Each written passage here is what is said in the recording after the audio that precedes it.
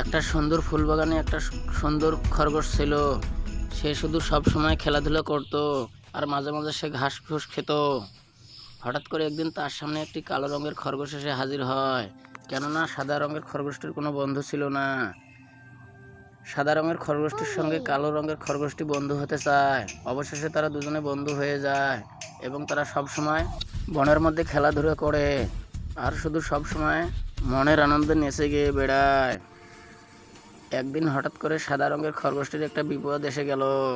সে মনে মনে ভাবলো, আমার কালো বন্ধু কি করবে। এদিকে তার কালো খরগোশ বন্ধু বলল, বন্ধু তোমার কোনো চিন্তা নেই।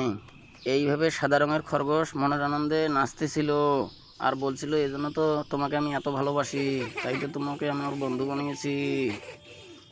এই কথা বলতে বলতে তারা বনের মধ্যে চলে যায়। এখন আর সাদা রঙের খরগোশটির আর কোনো ভয় নেই, কেননা তার সঙ্গে তার কালো রঙের খরগোশ বন্ধুটি আছে।